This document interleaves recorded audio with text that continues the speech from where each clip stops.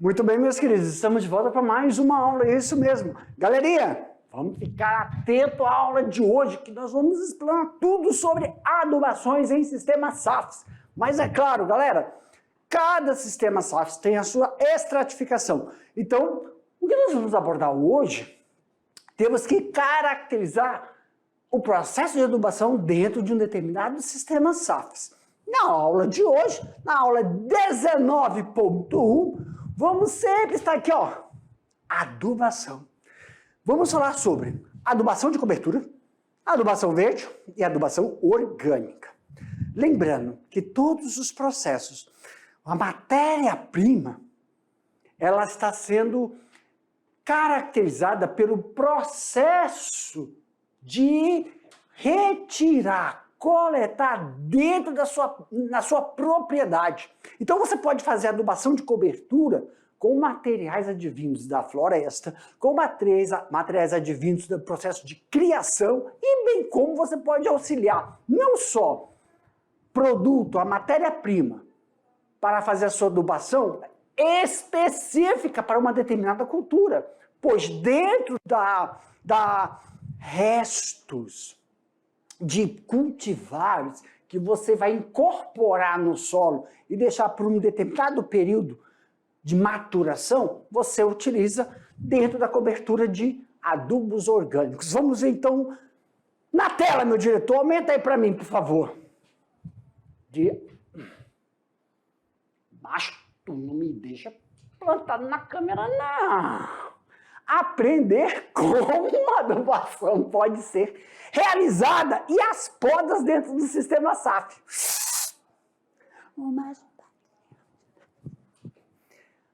Então, olha lá, adubação. Aqui primeiro vai ser o quê, professor? Vamos falar sobre o conceito de adubação, a importância da adubação, que é o quê, meu querido? Nitrogênio. Fixação de nitrogênio e disponibilidade para o vegetal.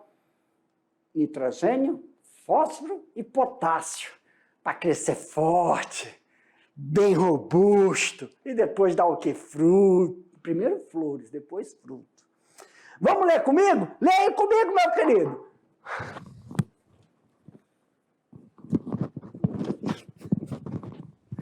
Com base na exigência nutricional da cultura e na análise do solo, será definido a quantidade de adubo a ser aplicado por hectare.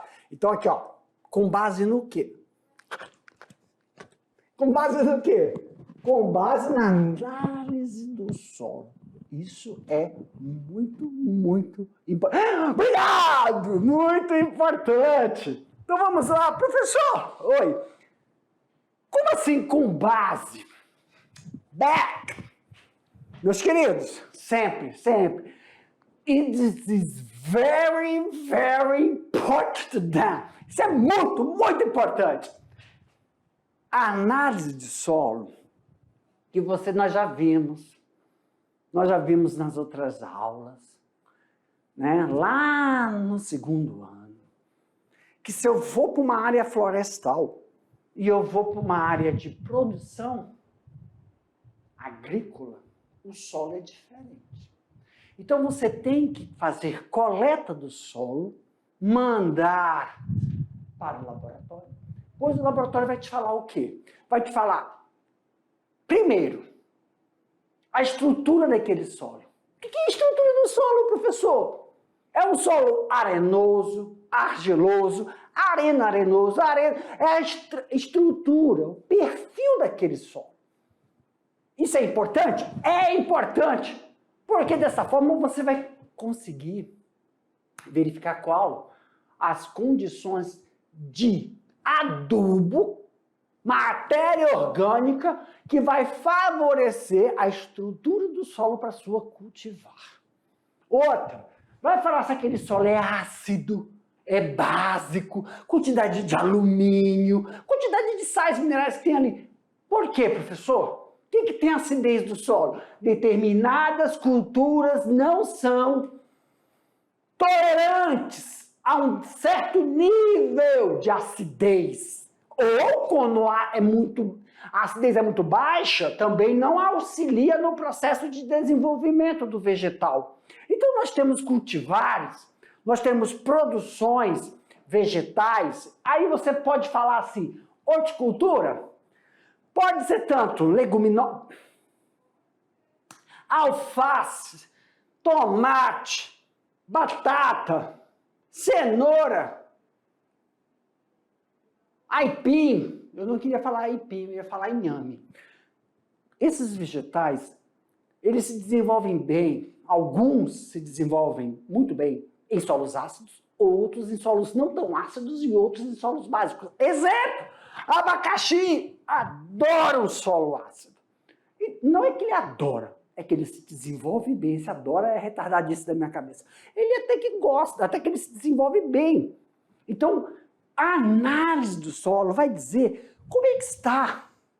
E outra, solos que tem muita concentração de alumínio, há necessidade de você fazer um controle. Por quê? Porque solos com teor de alumínio pode atrapalhar na disponibilidade de nutrientes. Como assim, professor? Você colocou o adubo naquele solo, só que ele está muito ácido, tem muita concentração de alumínio, então não vai disponibilizar o nutriente. Mesmo que o nutriente esteja lá, não disponibiliza. Porque aí tem a necessidade de fazer uma correção com calcário, correção, fazer com gessagem.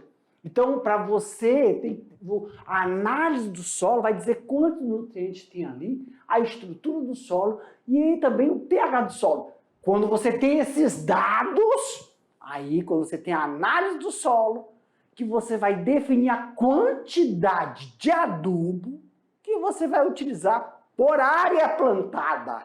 Esse hectare é por área plantada, porque você pode ser que você tenha 1 hectare e fazer 1 hectare todinho de pomar. Quando eu falo pomar, meus queridos, vocês já sabem o que eu estou falando. Produção de frutíferos. Mas pode ser 1 hectare somente de hortas. Que aí você tem um canteiro de alface, outro canteiro de salsinha, cebolinha, coentro. Ou então um canteiro inteiro só de melancia. Vou tacar aí melancia aqui. Aumenta a tela, meu diretor, que eu quero riscar. Isso. Então, com base a adubação, how do you say adubation? Adubation in English? Oh. Não presta atenção na minha aula. A adubação, ela está ligada diretamente com o quê? Como realizar a adubação em uma determinada área. Primeiro, tenho que verificar a análise do solo. Como está esse solo? E depois eu defino a quantidade de adubo para que ocorra, contemple a cultura. A cultura que eu vou implantar lá. Em alguns sistemas agroflorestais, alguns sistemas agroflorestais que já estão estabelecidos, que já estão com alicerce, com uma base fundamentada, consolidados, são possíveis boas colheitas sem o uso de insumos externos. How do is that? No, you don't say how do is that. You say how do you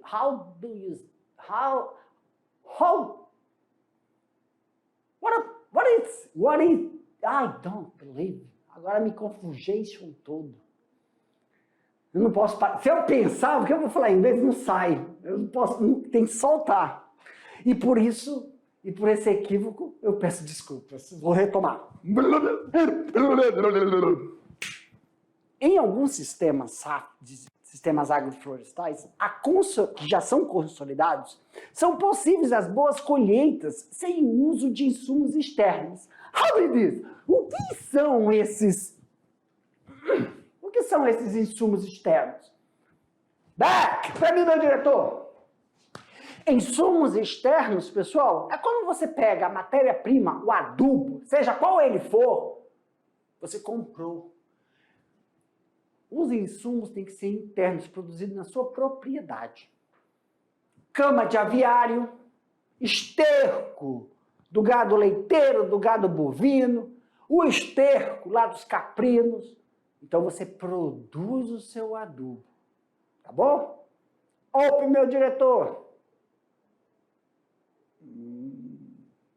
Ou seja, apenas com um bom manejo dos recursos naturais.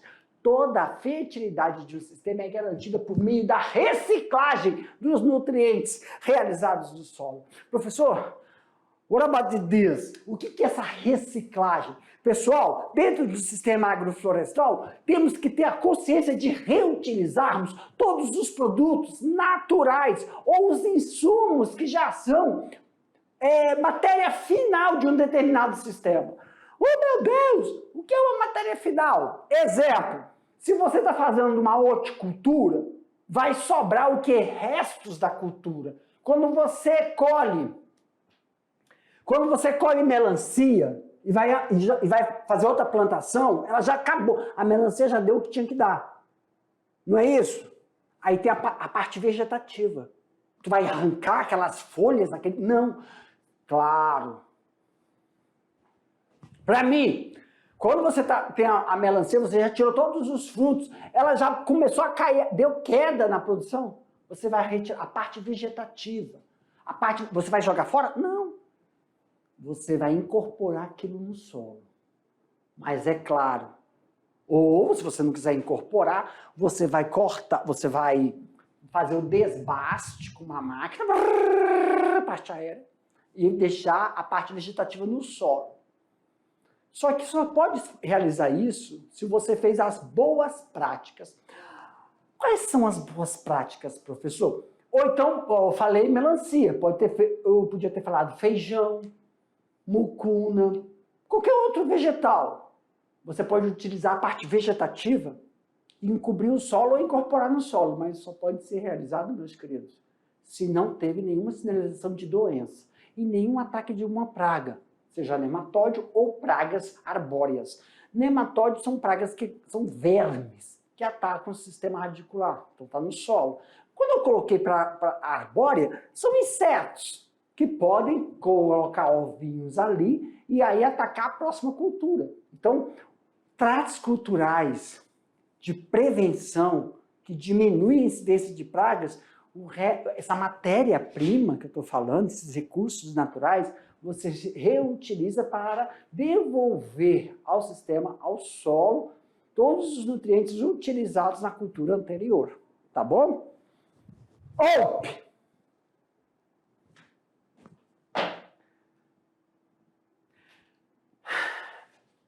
Pensando, OP é abrir. Aí eu falo OP. Aí o seu puff joga. Tá certo, não tá? Abre a tela. A tradução tá correta? Sim ou não? Deveria ser outra palavra que eu deveria usar. Tá bom, sim, tá bom? Tá bom. Vamos lá, então. Professor, eu tô nesse slide já há mais de não sei quantos minutos. É tanto sublinho, né? Olha aí, meus queridos. Adubo, então, em conceito, adubo é um conjunto de resíduos de origem animal ou vegetal, ou produto mineral químico, sim, que se mistura à terra para fertilizá-la ou regenerá-la.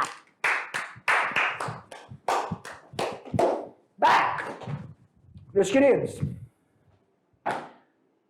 adubo. Vai que cai numa questão. Professor, o que é adubo? Então tá aqui, ó. É um conjunto de resíduos. Pronto. Professor, o que eu tenho que entender com a palavra resíduos?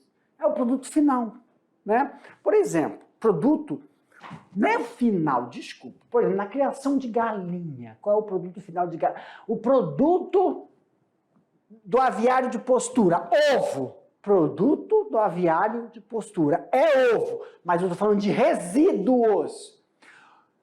O produto é o ovo. E quais são os resíduos para eu alcançar esse produto? Um dos resíduos, se você for usar a lâmina d'água, já está lá o resíduo, as fezes na lâmina d'água.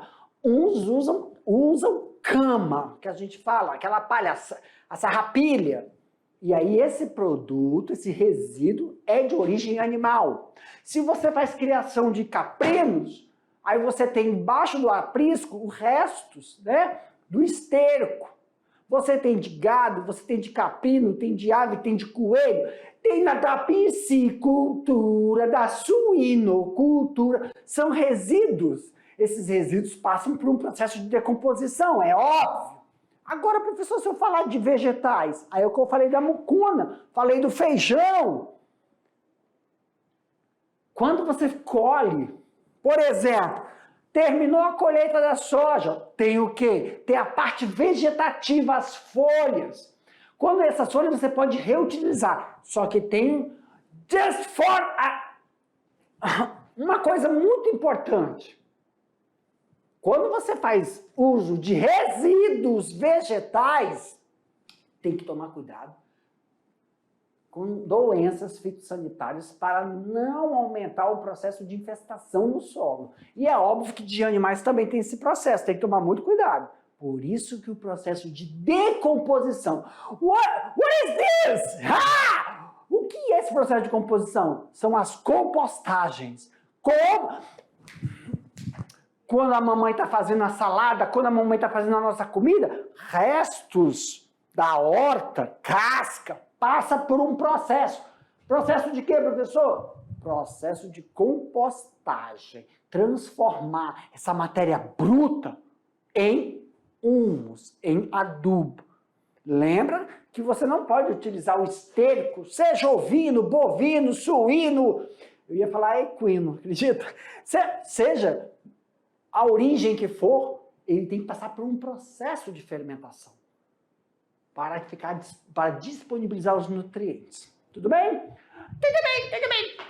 E aqui nós estamos falando, muitas vezes, no intuito do adubo, utilizar para nutrir os vegetais. Mas também, eu tenho que reforçar que essa última palavrinha aqui, ó, regenerar. O que é isso, professor? Quando você está com um solo e aquele solo está muito desgastado, você pode recuperar uma área de solo desgastada, o solo que foi muito utilizado, ou então você quer melhorar as condições daquele solo. Então você vai revitalizar o solo, incorporando determinados adubos de origem animal e vegetal, para que dessa forma você consiga manter uma estrutura de micro-organismos que vão favorecer que o solo adquira aquela concentração de matéria orgânica, favorecendo os micro-organismos que fixam o nitrogênio, os micro-organismos que dão vida àquele solo, possibilitando que ele tenha nele uma prática de agricultura. Tá bom? Professor, oi! Up!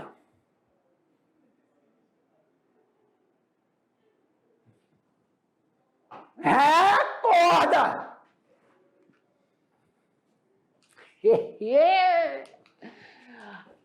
Então, determinados sistemas agroflorestais são intensivos. E a exemplo daqueles, como café, sombreado ou cacau, podem necessitar de adubação externa. A sua aplicação é realizada ao redor da planta, em coberturas ou em covas laterais, em duas partes, sendo uma no início das chuvas e outra no final delas. Professor, por quê? Por que essa dinâmica? Tem que lembrar de uma coisa, meus queridos. Nesse sistema, todo o processo não tem a estrutura de um sistema de irrigação. Então você tem que fazer com que o processo de produção venha de que produção? Você vai plantar, então tem que vir tem que vir de encontro com o clima. Existem culturas que você planta e já estão esperando o quê? Uma incidência chuvosa. Essa incidência chuvosa vem de encontro com o processo de Produção, é o que nós estamos falando. Início e o final das chuvas. E tem N culturas que já estão de acordo com esse processo. Para isso, a quantidade de adubo a ser colocada nas mudas dependerá da análise do solo. Nós sempre estamos frisando isso. Quem vai falar... Ei, professor, calma aí. Agora me deu uma dúvida. Deu uma dúvida. Professor, o senhor fala que quem vai dizer a quantidade de nutrientes é o solo. Porque se o solo já tem um determinado teor de magnésio, se o solo já tem um determinado teor de fósforo, potássio, cálcio, eu não posso colocar mais. E aí? Eu só vou complementar para suprir as necessidades do vegetal. Back!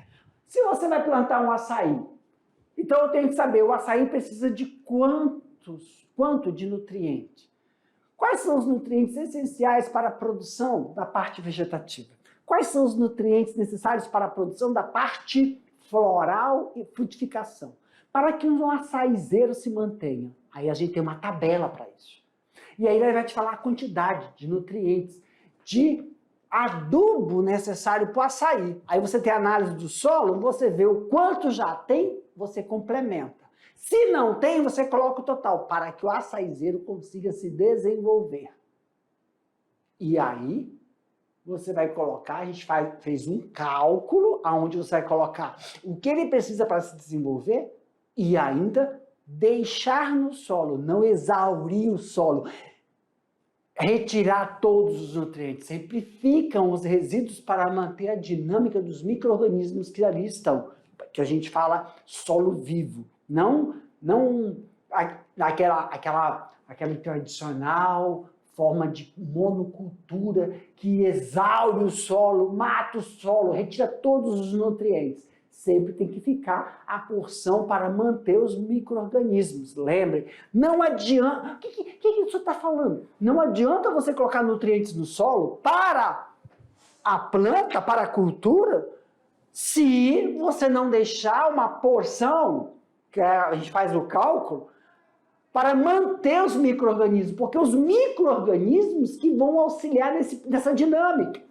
Fixação de nitrogênio. Tem que ter lá a bactéria nitrificante, tem que ter lá fungos e esses micro-organismos específicos para manter o ciclo do carbono, para fazer com que ocorra a fixação, a retirada. Claro que é o vegetal que retira o dióxido de carbono, devolve o oxigênio, mas se não tiver os micro-organismos para fazer essa troca no solo, essa aeração, não adianta, meus queridos. Tem todo um processo químico que esses micro-organismos fazem no solo que disponibilizam os íons. Não vou dar aula de biologia aqui. Tá bom? Opa, meu diretor!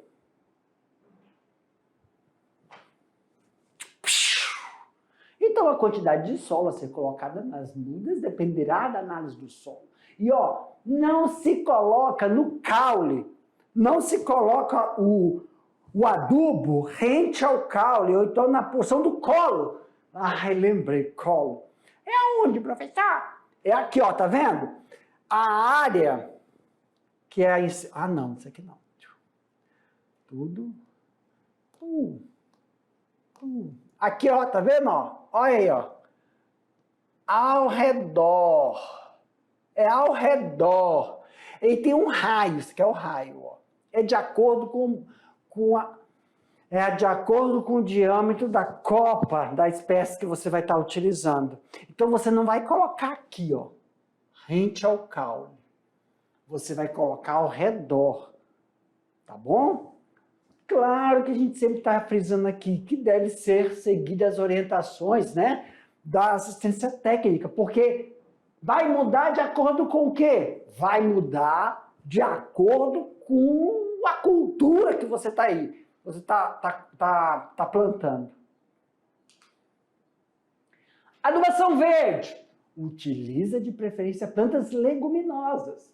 A mucuna, feijão, soja, o resto dos tratos culturais, uma vez que aproveitam o quê, professor? Nitrogênio atmosféricos que são fixados no solo. podem ser realizadas também pela poda, no caso do uso de espécies arbustivas, né, que a gente chama de adubadeiras, como ingá, feijão, gandu. Então, galerinha, quando a gente está falando sobre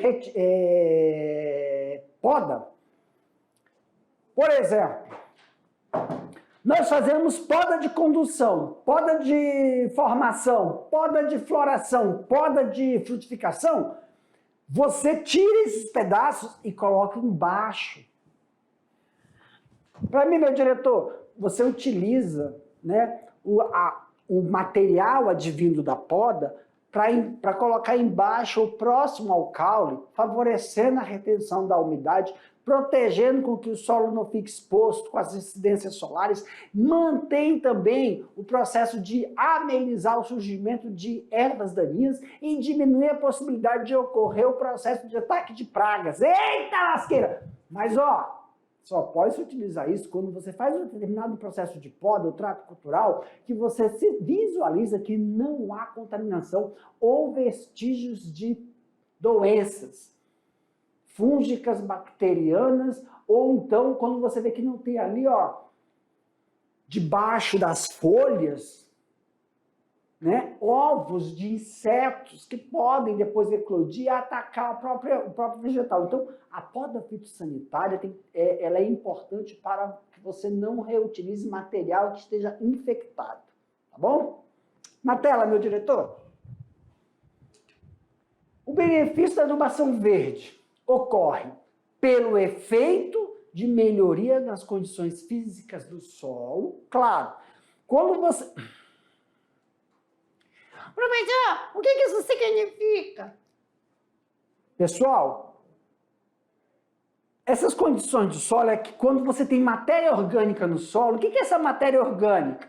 Você plantou feijão, colheu feijão, você incorpora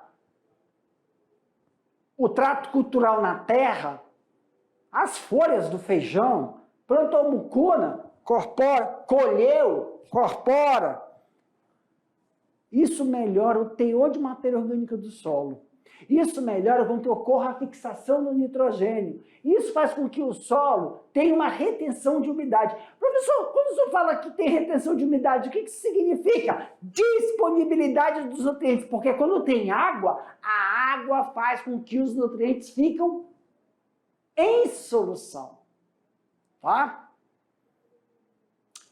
Pela reciclagem dos nutrientes, pelo aumento de matéria orgânica disponível na... Isso é a mesma coisa. Das espécies arbóreas, das espécies herbáceas ou subarbustivas, utilizadas para a adubação verde na Amazônia, destaco peuerárias, mucuna anã, crotalárias, feijão de porco, calopogônio e titônio. Galera, entre elas, a muito utilizada é boa, a mais utilizada são as crotalárias, né? E o feijão de porco também. Mas em todas elas auxiliam nesse processo de fixação do nitrogênio, auxiliam no processo de aumentar o teor de matéria orgânica no solo. Só que você tem que tomar cuidado com uma coisinha. O que, professor? Só se pode fazer esse tipo de trato cultural quando não ocorre nenhuma incidência de doenças. Tá bom? Professor, até em que porção? Porque eu sei que essas doenças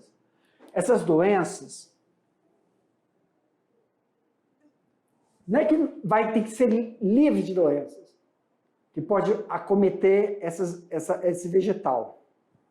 É 25%. Não pode... Um hectare, você ter menos de 25% afetado, não tem problema. Passou de 25% a incidência de determinadas doenças, você não pode utilizar para fazer adubação verde. Nós estamos falando de adubação verde, não estamos? Aê! Adubação verde. Achei que eu estava ficando doido, mas não está doido, não. Adubação verde.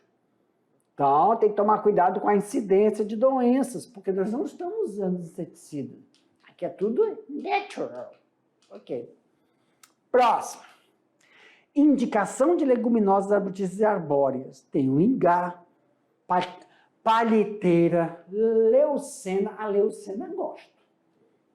É 10, a leucena é 10. Griricídeas, feijão gandu, sabiá, que é a mimosa caçalofito. Caesalpinifolia. Nossa. Tais espécies são conhecidas como espécies de serviço, pois além de serem adubadeiras, também podem fornecer sombras para aquelas que necessitam. Aqui, eu vou voltar rapidamente. Deixa eu ver se eu consigo. Esta aqui, pessoal, é o que a gente faz a incorporação no solo. Já essa aqui é o que nós fazemos a poda, tá? Tá bom. E aqui nós estamos mostrando para vocês como um sistema onde nós temos a cultura, sistema de irrigação e abaixo o processo de você fazer a integração para manter a umidade do solo. Então, a adubação orgânica consiste na incorporação do material no solo, mas esse material tem que passar por um processo químico, natural. Químico como assim, professor? Um processo como é o nome? É compostagem. A compostagem passa por um processo, não é fermentação, é um processo de decomposição, né? Palhas, esterco, restos vegetais que vai favorecer o processo da compostagem. Deixa eu só lembrar uma coisa aqui para vocês, tá? Se você for usar palha, né, restos de folhas, não se utiliza, pessoal, restos de alimento. Como assim?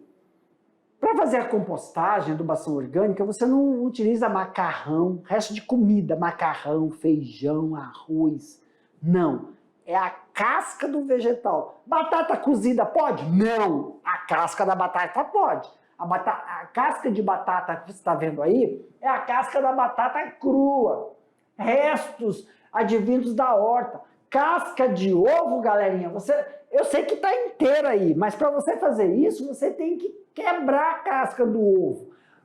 Você está vendo aí a casca do alface é boa. A casca da batata da cenoura tem que ser fininha para que ocorra o processo de decomposição, a ação dos micro-organismos. Você não vai jogar isso aí na terra. Lembra a compostagem? Você vai fazer todo o ambiente com uma sequência de palha, com uma sequência de folha, uma sequência de matéria orgânica, vai irrigar, porque tem que ter um processo de umidade para ocorrer o processo de decomposição. Então aqui, ó, o adubo orgânico, né, os adubos orgânicos, eles são adubos obtidos por meio de matéria que tem a origem vegetal ou animal. Então, quando eu falo vegetal, eu falei as cascas. Eu falei restos de vegetais. Professor, animal é o quê? O esterco.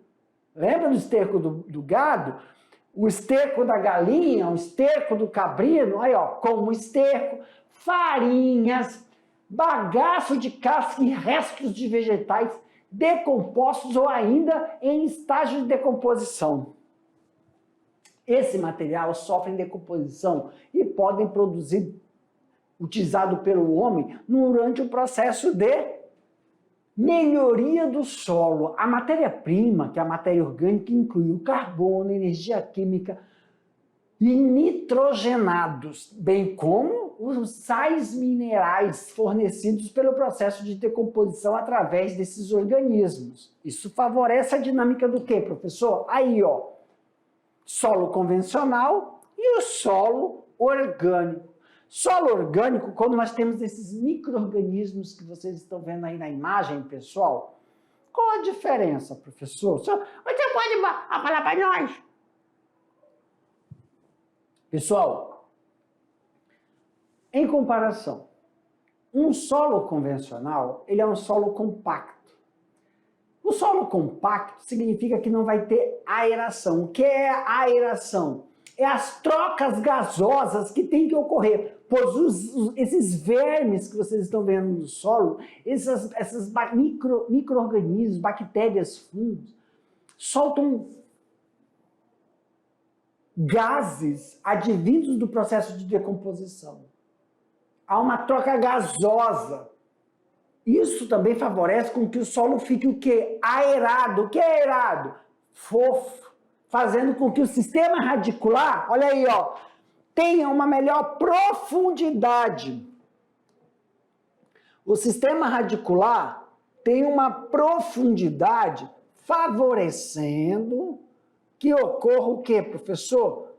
Um percurso maior para absorver o quê, professor? Nutrientes. Porque esses micro-organismos que vocês estão vendo aqui, ó, esses besourinhos, né, lagartinhas, minhocas, favorecem com que ocorra uma entrada, uma disseminação da umidade, da água que vem, a água não só de chuva, mas também a água, o sereno. Isso faz com que ocorra a disponibilidade desses nutrientes. Um solo compacto não deixa o sistema radicular se desenvolver, não deixa com que ocorra a entrada da água por capilarização, desfavorece que ocorra as reações químicas necessárias para formações de íons. Vocês têm que lembrar lá da aula de biologia.